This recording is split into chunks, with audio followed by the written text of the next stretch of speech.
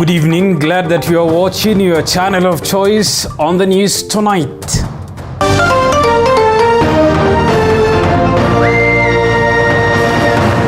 Tonight, the government allocates 2 billion shillings for drought mitigation.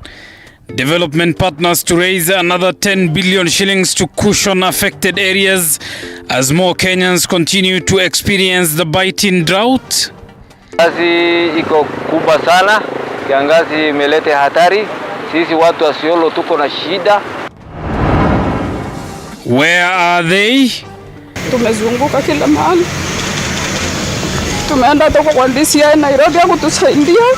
More families of missing persons come out for explanation of the whereabouts of their kins.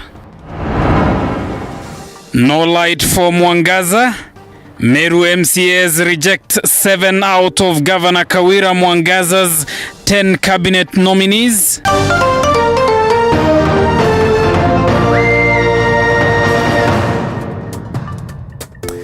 Catherine Simaloi is our sign language interpreter. Good evening, I'm Abubakar Abdullahi. Welcome to the broadcast. Tonight, more families of missing persons have come out calling on the government to explain of the whereabouts of their kins. Speaking after attending a prayer that brought together 26 families of missing persons from the coastal towns, the families alleged that police officers were involved in the mysterious disappearances of their loved ones, with some of the cases dating back to 2021. The prayers brought together 26 families whose loved ones went missing as the affected persons issued a 14 days ultimatum to the government to produce their kins, where they alleged police officers were involved in the mysterious disappearance of their loved ones. Karemi is among those who attended the event.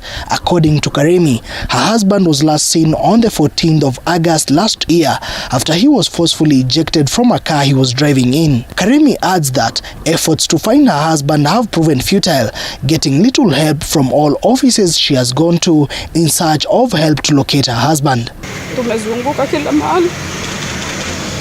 Tumeenda toka kwa DStv Nairobi kutusaidia. Tumeandika barua hata huko kwa EPO, DPP, hata sasa tuna inquiry in the court, ilikuwa postponed next 15th. Ali narrates that on the fateful evening, a group of unknown men dressed in police regalia stormed into their house and roughed them up before taking her husband away, and that was the last time she saw her husband. A tearful Ali also recounts the painful ordeal that they experienced in the hands of the strangers who manhandled them before their children. Wakatupiga picha, wakachukua ID yangu na ya mzee, alafu ID yangu wakaniregeshea, ya mzee wakaenda nayo, wakaniambia kaa na watoto vizuri. Na watoto wasoma mimi na sina wakunisaidia, sina msaada na mtu yoyote. Another family who 6 of their kin were taken away in what was only 4 to make their way back home are pleading with the government to produce their loved ones. The family alleged that the 6 were picked up to be interrogated over the death of a chief, but 2 of them never made it back. Kulitokezea tukio sehemu za Lamu ya chifu kuuliwa. Sasa waliulizwa kama wanajua habari hiyo ama ni vipi. Hiyo ilikuwa ndo sababu wao kushikiliwa. The families have given the government 14 days to explain the whereabouts of their loved ones, who they allege police had a hand in their disappearance. On Monday, the court allowed the detainment of 6 officers of the defunct Special Service Unit of the DCI. The unit is alleged to be involved in the mysterious disappearance of 2 Indian foreigners who are said to have been part of President William Ruto's digital team in the run-up to the 2022 general polls. Mwege William, TV 47. Moving on, the Senate Health Committee today held a meeting with the family of the late Maureen Anyango, a woman who lost her life due to alleged negligence while delivering twins at Mama Lucy Kibaki Hospital. And as Elizabeth Atieno now reports, the Senate Committee is now threatening to shut down the facility if the situation remains dire. They say time heals all wounds, but this is not relatable to the family of the late Maureen Anyango, who are still struggling to come to terms with her death 2 months later. Their quest for justice led them before the Senate Health Committee, where the late Maureen's husband, 28-year-old Robert Omondi, painfully narrated to the committee the turn of events on Monday, the 5th of September this year, when he rushed to Mama Lucy Hospital after receiving the best news that his wife had given birth to twins. Unable to hold back tears, Robert recalled the painful moment when he found his wife swimming in a pool of blood and allegedly neglected by medical personnel at the facility for approximately 4 hours. But so niliacha mtoto kuja kuangalia, nikapata there's a lot of blood. And akaniambia chukua hiyo cotton wool uniingizie huko chini, of which I did 2 times. Nikatoa cotton wool tulikuwa tumebeba, nikararua. So namfunua hivi, naangalia huko chini, alafu najaribu kupress hiyo damu isitoke. And when doctors deemed it fit to check up on Maureen at their convenient time, her condition was worse, calling for a second operation, but her condition only got more worse. Wakakaa hapo like 10 minutes, then kidogo hivi wakamtoa na hiyo bedi yote wakienda nje. So hapa kwa Jumini ilikuwa kwa mlango. So mke wangu the last word aliniambia ninunulie mtoto au watoto 9. Because even if you go for negligence for 50 million and after 1 week more patients are dying, there's no progressive realization of socioeconomic rights. We are simply killing our people. At 9 p.m. on that same day, the doctors were forced to transfer Maureen to a referral hospital, with Kenyatta University teaching a referral hospital and the Machakos Level 5 being the top options.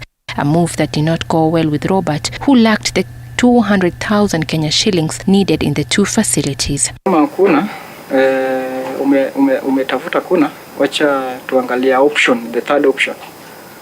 So nikarudi. So for some dakika kidogo wakakuja wakaniambia tumepata referral, but sasa ni Kiambu, but Kiambu wamekubali kuadmit Maureen bure, but hizo expenses watainka akiwa hapo ndani, then mtalipa baadaye. I am wondering why this hospital did not even give a referral to Kenyatta. I would be very interested when the management is here, Mr. Chairman. The transfer to Kiambu Level 5 Hospital was accompanied by a myriad of challenges, citing incompetent nurses and ambulance drivers, a revelation that angered a section of senators. I would not even hire a personal driver who doesn't know his way about Nairobi. Why would you give an ambulance to somebody who doesn't know where they are going? You know? If somebody is trained and is employed as a nurse, then, Mr. Chairman, they don't even know which equipment goes where. I would really hate for any one of us to find ourselves in this situation. And I think we need to cast our net a bit wider and also really speak to the union that accredits these medical service providers. Because sometimes they rush to their union to seek protection, yet they should really face the law.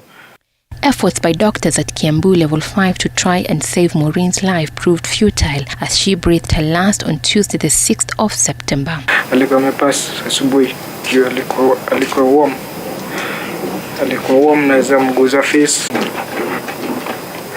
nikalia all. Najua tu wenye wamezaa hata mtoto mmoja na kushinda. Sijakuwa nikilala since Marina ende. Nalalanga mchana. Watoto wananisumbua usiku. What I need justice to be done. The Senate Health Committee is now threatening to explore all possible avenues, including shutting down the facility. Seriously, Bwana Mwenyekiti, ikiwa tumefikia hapo, I agree. Let's close that hospital. And if it means that we have to shut the hospital, Senator Sifuna, I know you deeply are for your people in Nairobi, but we cannot afford to continue losing lives at the expense of still offering services that are killing our people. Definitely tutazuru hospitali na mambo yakifika mahali lazima tuwatafuta wale hata parade identification. Hakuna kitu tazuia kamati hili kufanya, kwa sababu jambo hili ni jambo nzito sana. Tukizingatia vile Robert ameweza kusimulia yale mambo yalitokea, hii kifo ni kifo ambaye ingeweza kuepukika iwapo mama huyu angepata huduma wakati inahitajika. Maureen was laid to rest on the 30th of September this year in Migori County. Elizabeth Atieno, TV 47. Quite a sad story there. May Maureen's soul rest in peace. Elsewhere, Meru County Assembly has rejected 7 out of 10 cabinet nominees appointed by embattled Governor Kawira Mwangaza.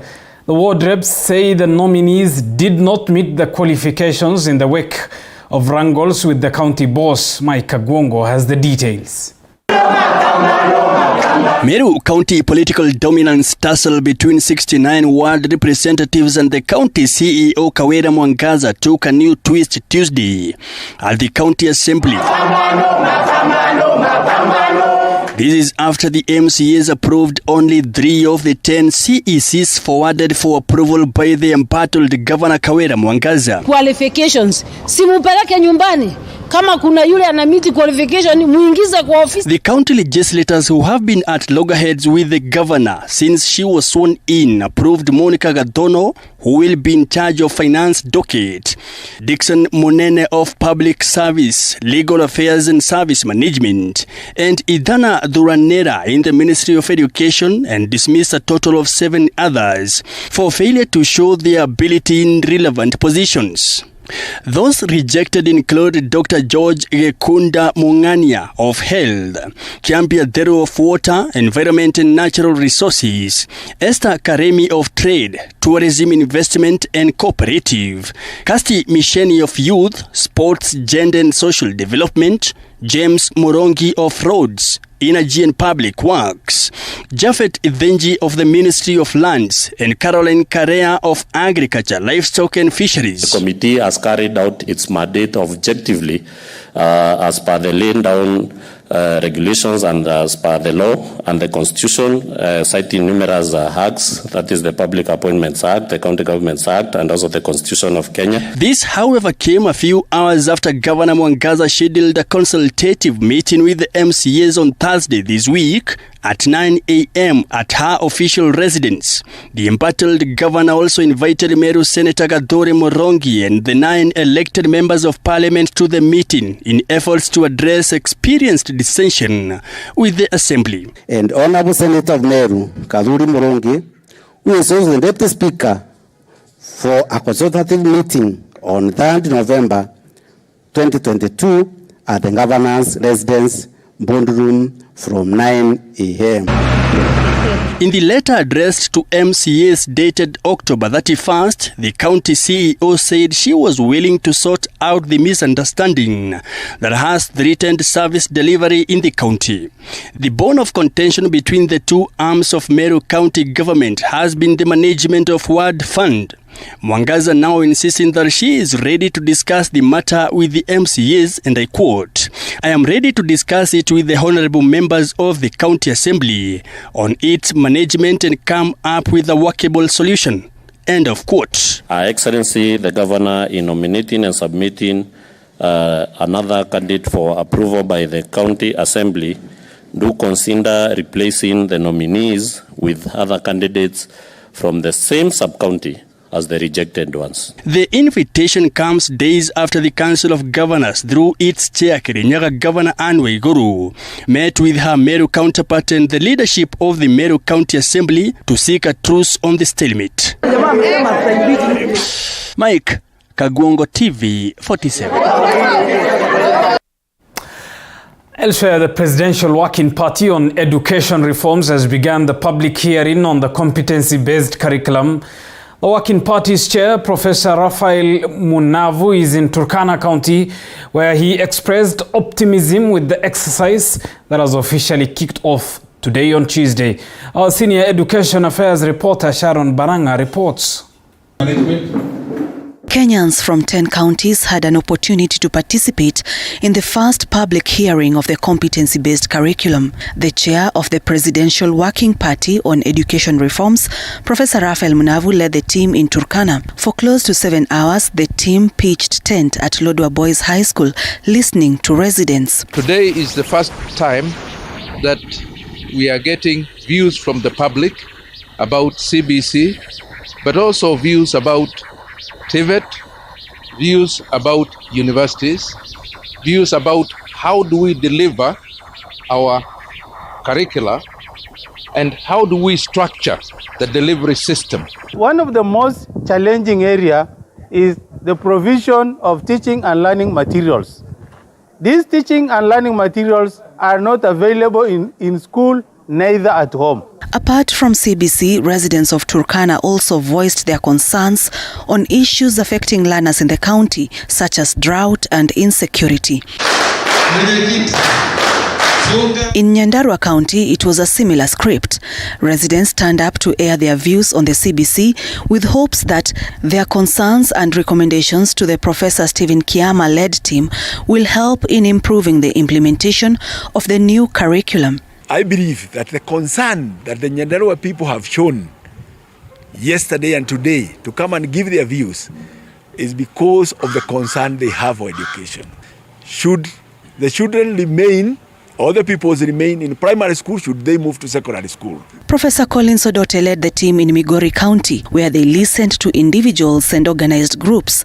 Odote urged parents and education stakeholders to turn up in numbers and give their views on the CBC. I've listened to border associations. Just this, as we're going for lunch, I just received a memorandum from the Matatu Association. We have listened to and received submissions from religious leaders. We've received submissions from NAT, from KNUT. We have received submissions from Kupet. In Narok County, the Bishop of a Pentecostal Assemblies of God Church, John Olempurkoi, wants the government to prioritize guidance and counseling sessions in both lower and upper primary schools. Members of the Working Party will spend 2 days in each county documenting Kenyans' opinions from 8 a.m. to 4 p.m. The Working Party is also receiving recommendations in form of proposals through written memoranda, letters, or research papers. The Working Party is not starting from ground zero, but it will also consult reports from previous commissions and working parties. Kenyans have until 18th November 2022 to submit their concerns on the competency-based curriculum. The Working Party on Education Reforms has 6 months to deliver a conclusive report on the recommendations that they will arrive at after engaging with education stakeholders and also conducting a public participation. Sharon Baranga, TV 47.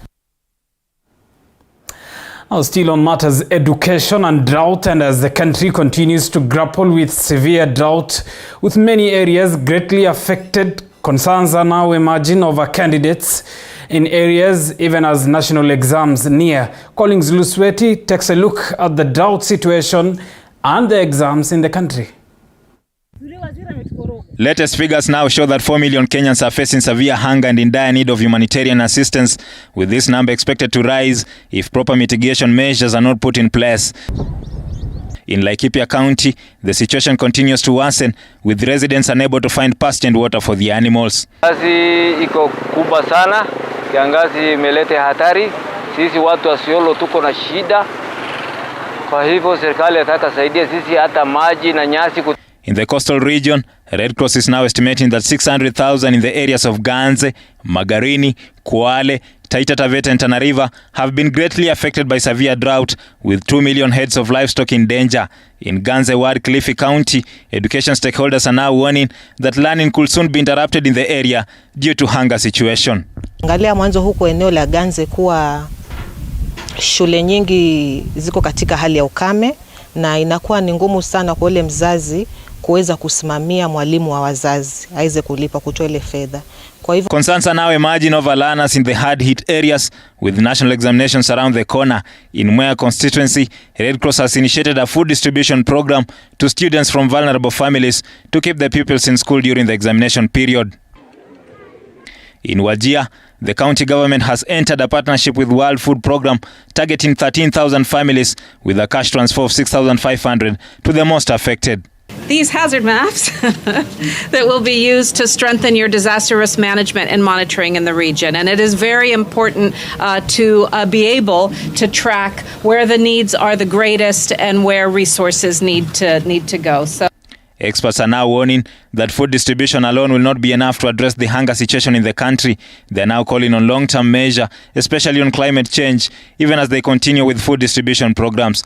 Earlier today, Red Cross received donation of 4 million shillings from the Muslim community in the country and Jamia Mosque to help the affected families across the country. In this for a long haul, because we know the situation we are in. Yes, we thank God that we have received some rain here and there, but it is not sustained. So it is not even enough to actually put food on the table for the people that are affected. With the country facing starvation and many parts greatly affected with the drought situation in the country, stakeholders are now coming up, rallying for collective efforts to ensure that these affected areas get the much needed help, and especially candidates who are preparing for the national examination so that they can be able to sit for the examinations without any challenges. Collins Lusweti, TV47, Nairobi. Thank you, Collins Lusweti, for that.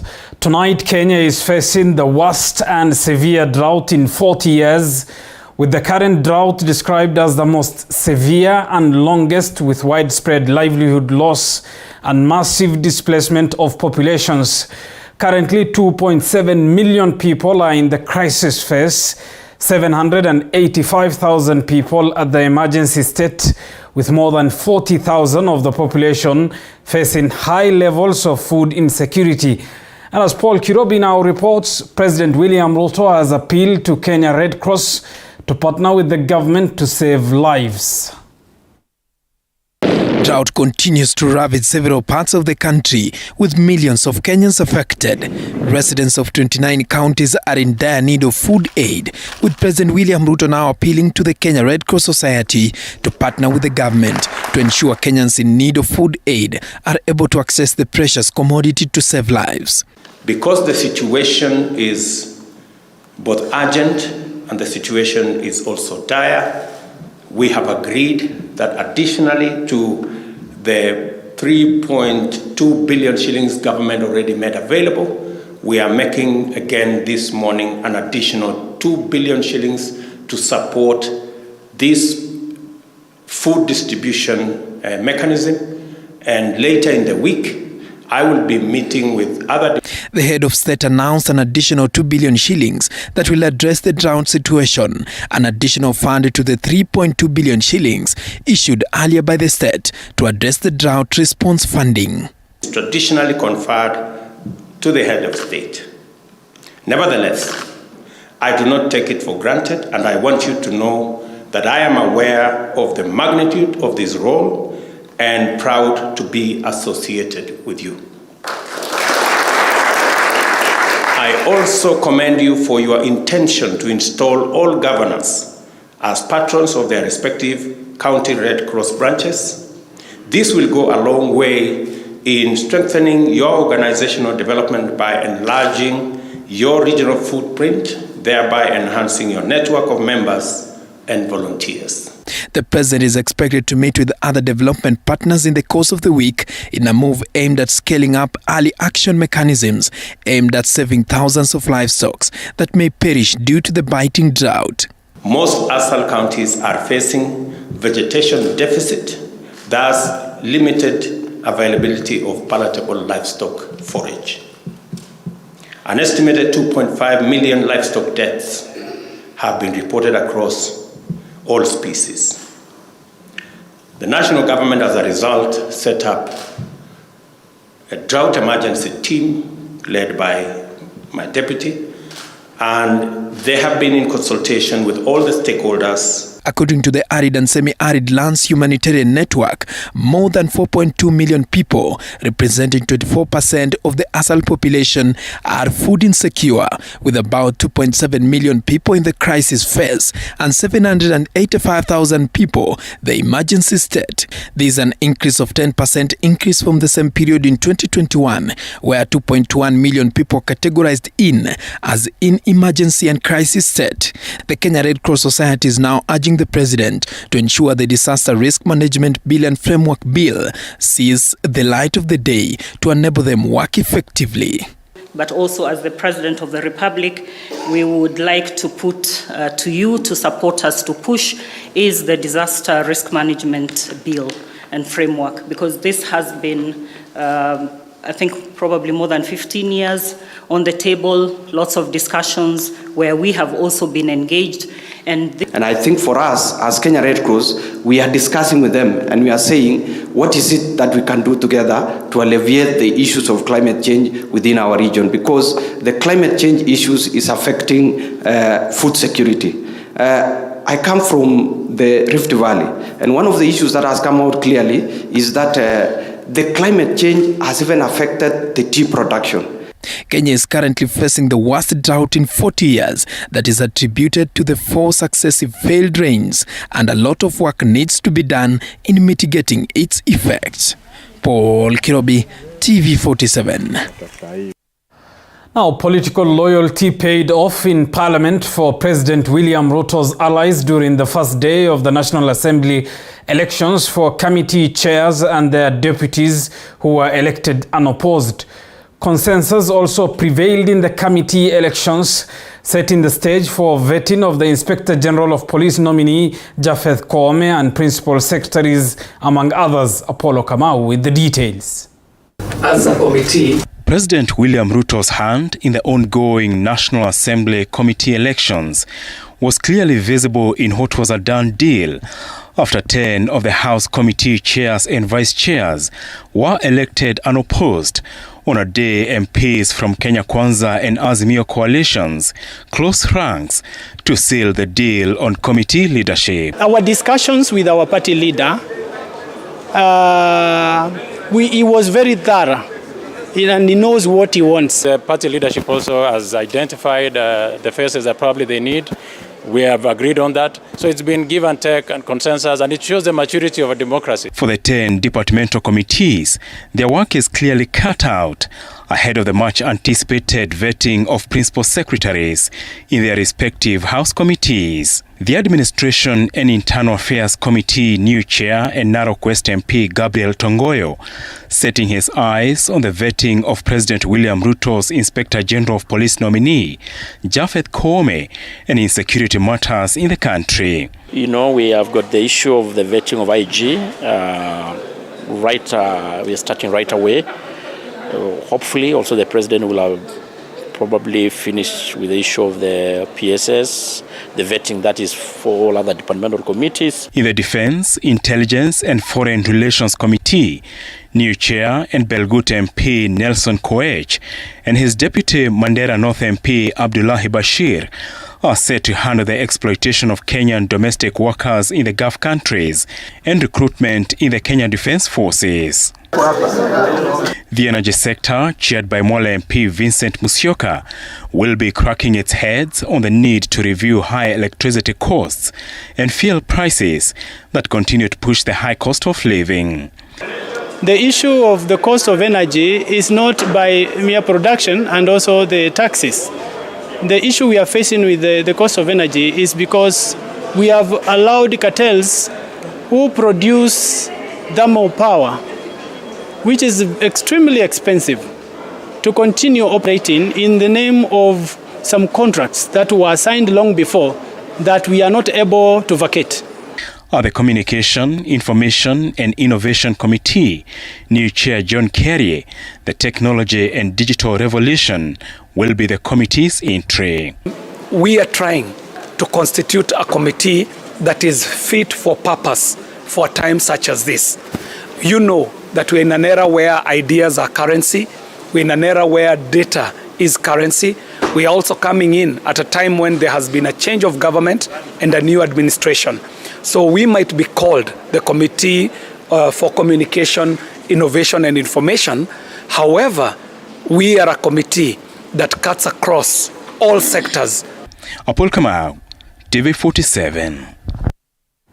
Now, the Attorney General, Justin Muturi, was this morning sworn in as a Commissioner of the Judicial Service Commission, presided over by Chief Justice Martha Koome at the Supreme Court building.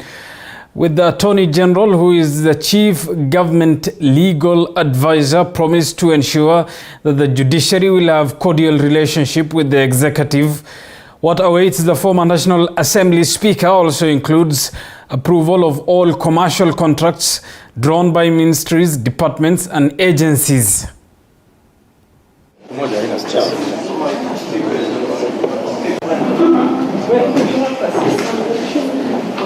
Justin Bidan Joka Muturi, having been appointed under Article 171(2) paragraph E of the Constitution of Kenya as a member of the Judicial Service Commission, do swear that I will at all times obey, respect and uphold the Constitution of Kenya and all other laws of the Republic, that I will faithfully and fully, impartially and to the best of my knowledge and ability, discharge the trust, perform the functions, and exercise the powers devolving upon me by virtue of this appointment without fear, favor, bias, affection, ill will, or prejudice. So help me God. I am certain you will be a valuable team player in the Commission, and you will serve as a link between the Commission and the executive branch as we work towards the realization of the constitutional mandate of the Judicial Service Commission. Let me also observe that you are joining JSC shortly after the Commission launched and began implementing our strategic plan 2022-2027. As a Commission, we have the primary duty of ensuring that our courts and our judges are better enabled to undertake these functions, and that they are also held to account in the performance of their roles. My Lady, the Honorable Chief Justice and Honorable Commissioners, I should thank you for the great work that you've done so far towards the building of the kind of the judiciary that the people of Kenya, through the Constitution, aspire to.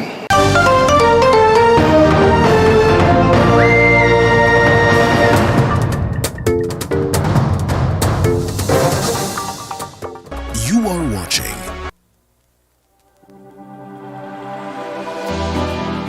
How well do you know what's happening around you? Morning Cafe with heated political debates. Baraza la Siasa. Hiyo kitu azungumzie, angalie hali ya maisha ya watu. Informative health discussions. Business, farming. Tasty Wednesday, Fitness Thursday, and Feel Good Friday with amazing DJs, celebs, waimbaji, kuna comedians, alafu kuna wajinga, and music bands every Monday to Friday from 6 a.m. to 9 a.m.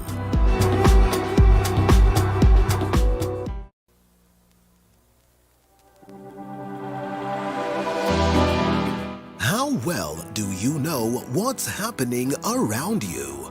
Morning Cafe with heated political debates. Baraza la Siasa. Hiyo kitu azungumzie, angalie hali ya maisha ya watu. Informative health discussions. Business, farming. Tasty Wednesday, Fitness Thursday, and Feel Good Friday with amazing DJs, celebs, waimbaji, kuna comedians, alafu kuna wajinga, and music bands every Monday to Friday from 6 a.m. to 9 a.m.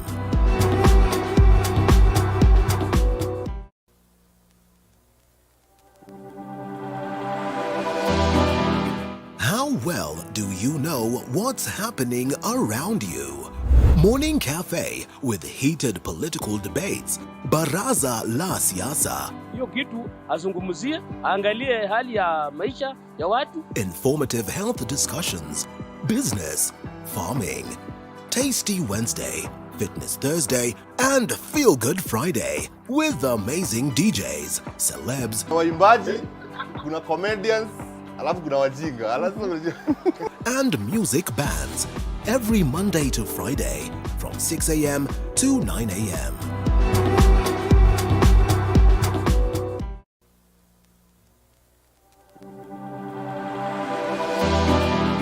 How well do you know what's happening around you? Morning Cafe with heated political debates. Baraza la Siasa. Hiyo kitu azungumzie, angalie hali ya maisha ya watu. Informative health discussions. Business, farming. Tasty Wednesday, Fitness Thursday, and Feel Good Friday with amazing DJs, celebs, waimbaji, kuna comedians, alafu kuna wajinga, and music bands every Monday to Friday from 6 a.m. to 9 a.m.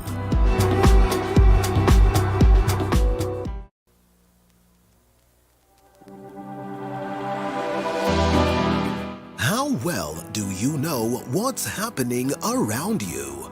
Morning Cafe with heated political debates. Baraza la Siasa. Hiyo kitu azungumzie, angalie hali ya maisha ya watu. Informative health discussions. Business, farming. Tasty Wednesday, Fitness Thursday, and Feel Good Friday with amazing DJs, celebs, waimbaji, kuna comedians, alafu kuna wajinga, and music bands every Monday to Friday from 6 a.m. to 9 a.m.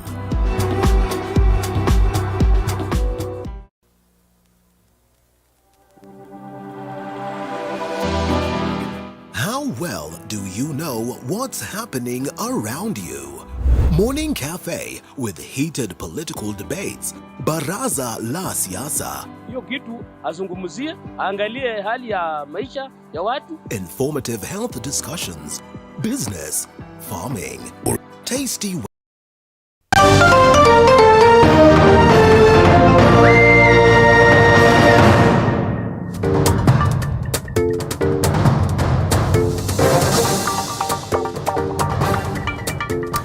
Welcome back. Thank you for staying with us.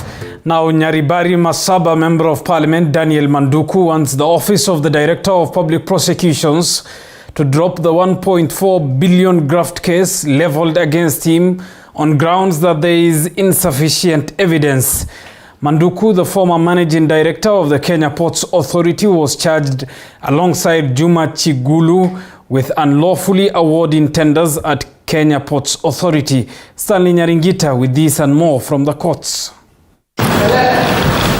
The embattled former Managing Director of the Kenya Ports Authority, KPA, Daniel Manduku, has asked the Director of Public Prosecutions, Nuruddin Haji, to review the 1.4 billion Kenyan shillings graft case that has been leveled against him. Manduku, who is the current Member of Parliament of Nyaribari Masaba, was charged alongside a KPA officer, Juma Chigulu, with irregular procurement and unlawfully awarding of tenders. Manduku's second plea of seeking his passport to be returned was, however, quashed by trial magistrate Francis Wahumira, who stated that the matter was not in the court's jurisdiction. The two allegedly committed the crimes at the KPA headquarters between 29th March and 22nd November. The case will proceed for further hearing on 29th November 2022.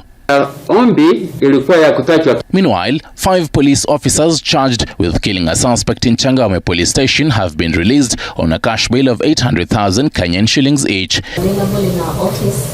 During the hearing of the application for bail defense, lawyer Danstan Omari told the court that the accused Halif Abdullahi Sigat, James Moli Koti, Joseph Othiambo Sirawa, Edward Kongo Nchonga, and Nelson Kanai were arrested in 2019, and no single evidence has been provided to the accused to date. Upande wa serikali hakuna siku wameleta lalamiko mahakamani kusema kwamba stakabadhi fulani hizi na zile astahili kutolewa mahakamani kwa sababu zitageuka sheria. Hamuna kabisa. It is totally a devastating moment when you see that you have just been locked in without the state producing evidence. And we are demanding that let people be arrested after investigations have been completed. The matter will be mentioned on 15th November for directions as to the hearing. Stanley Nyeringita, TV47, Nairobi. Thank you, Stanley Nyaringita, for that. Now, 10 months after River Nziu tragedy that claimed over 30 lives, locals still stare at the possibility of yet another tragedy as the bridge is yet to be repaired. The residents are now calling on the county and national government to intervene to ensure its construction is completed as soon as possible. Andrin Kilemi reports.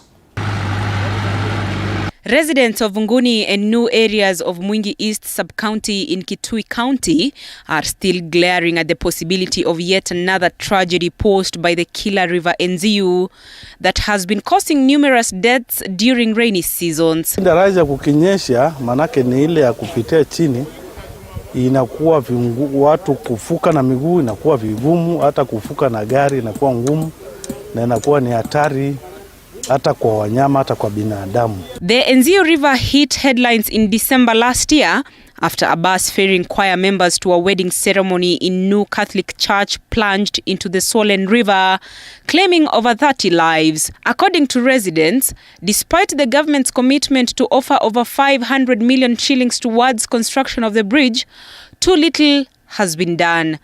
Huyu contractor aongeze speed, hii bridge imalizwe na wafanye zile mambo zinafaa kufanyika. Sababu wakati mvua inaanza, inafaa pale tuwekewe kitu ya kufunga na site ile ikuwe ya kufunga ndio magari zikuwe controllable. Ndio this season watu wasikufe. Workers at the Nziu Bridge construction site have blamed the contractor for delaying their payments, saying it is for this reason that the completion of the bridge could even take longer. But mshahara ndio iko na shida. Pesa inachelewa, tunasomesha, tunalea, lakini hiyo pesa haitufikii muda. Tunafanya mwezi moja, tunaruka moja, tunalipwa hii nyingine. Tunakawia sana ya maji tukua hatujalipwa. With the rainy season approaching, residents now call upon the county and national government to intervene to prevent further tragedies.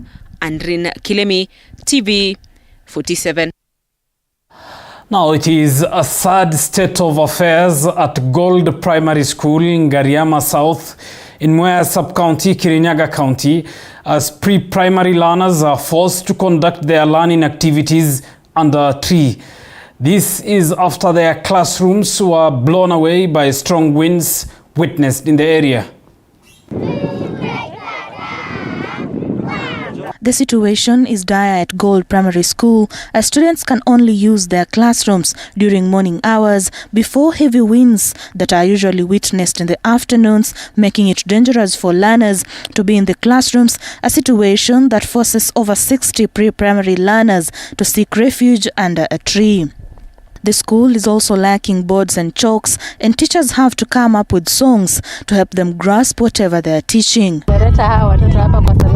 Classes zimekuwa worn out, zimeenda na upepo, and we have been there in the morning, but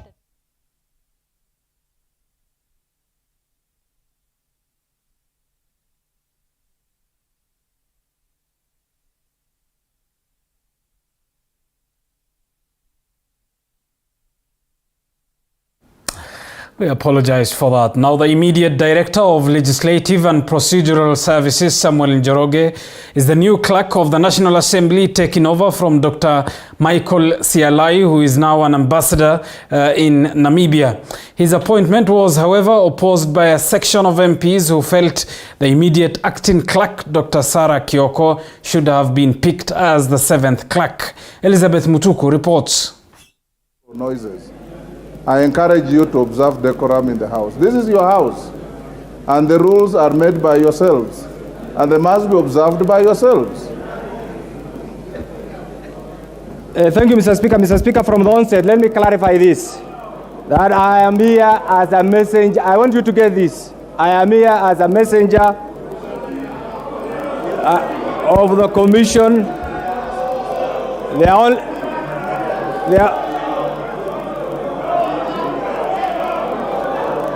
The other person who will have moved is the Speaker.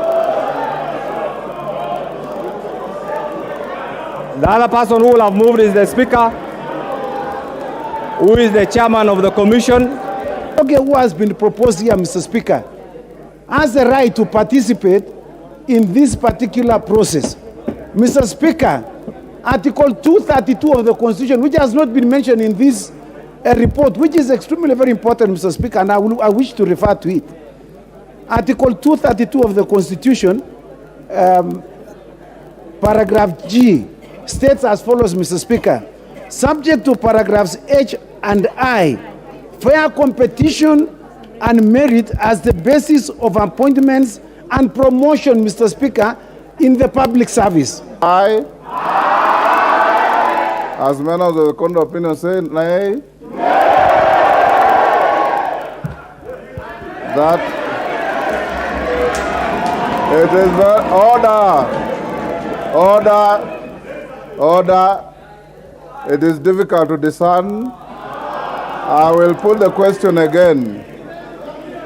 Will as members of that opinion say aye? Will as members of the court of opinion say nay? The ayes have it.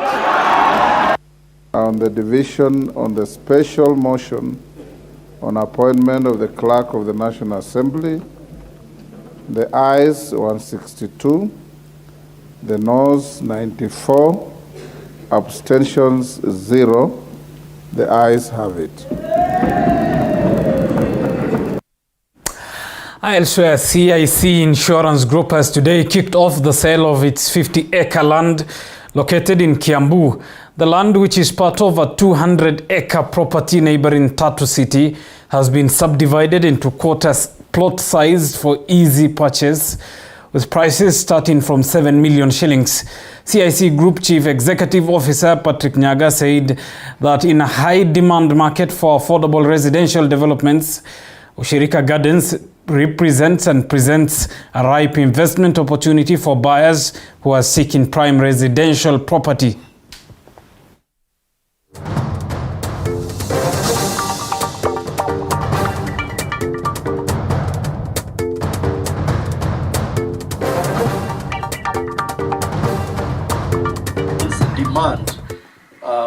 So at this juncture, we are launching the sale of our Kiambu property.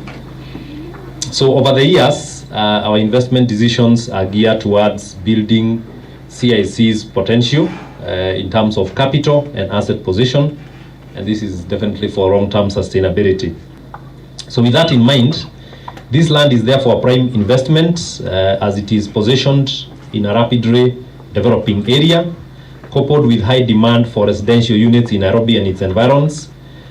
This property provides an easier option for Kenyans to own homes, and this is more because together with our financing partners, the Cooperative Bank, we will be using the buy and the build model, which is cheaper and helps buyers to develop customized homes. And the critical and important thing is that as we bought this land, it was one way of diversifying our investments, not as a way of speculating, but as a way of a good vision that we wanted to play a part in the real estate sector. Nevertheless, of course, this is land that is very prime. It has really appreciated in terms of value.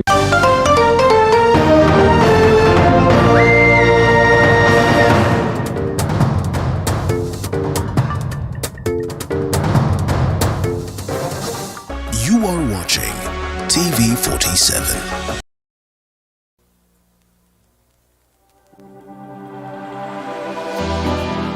How well do you know what's happening around you?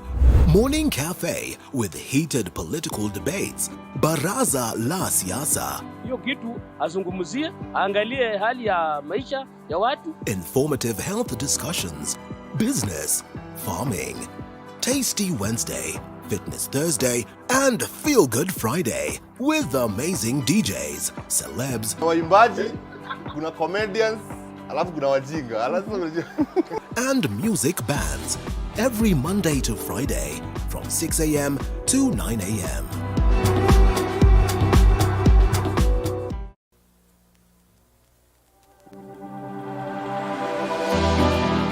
How well do you know what's happening around you?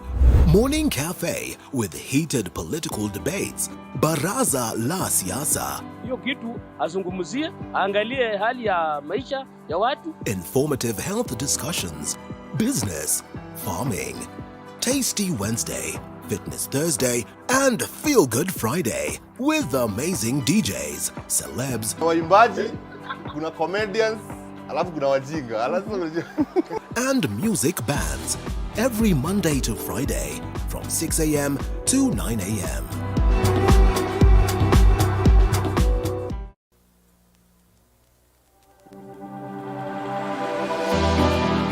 How well do you know what's happening around you? Morning Cafe with heated political debates, Baraza la Siasa, Hiyo kitu azungumzie, angalie hali ya maisha ya watu. informative health discussions, business, farming, Told stories.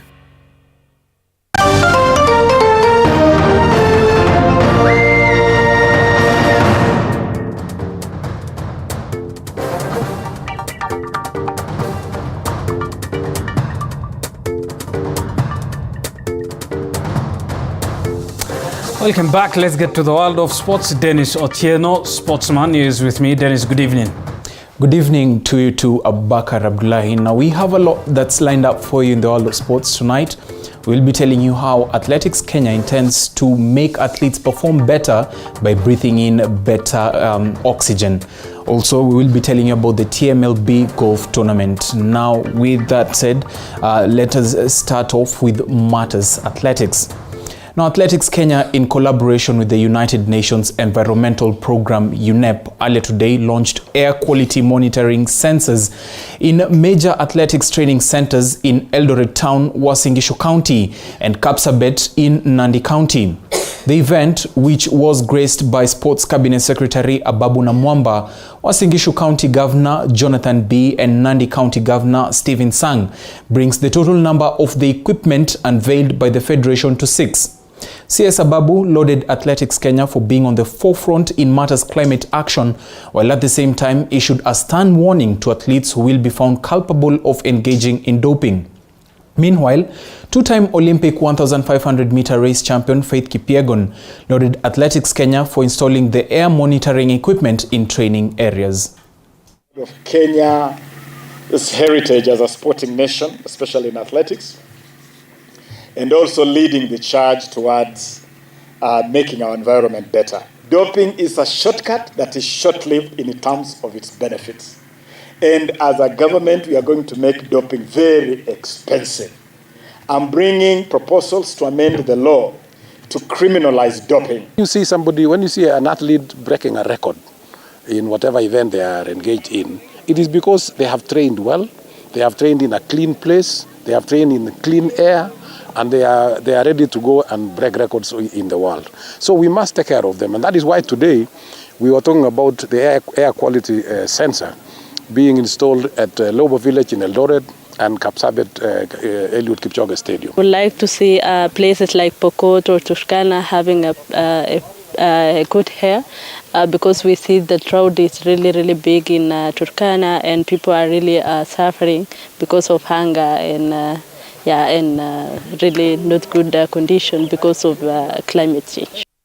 Now, moving on to Matters Golf. The top 100 most loved brands by women, TMLB, hosted its inaugural golf tournament at the Windsor Golf Club as Handicap 44 Ali Sawiti produced a scintillating performance to be crowned the overall winner.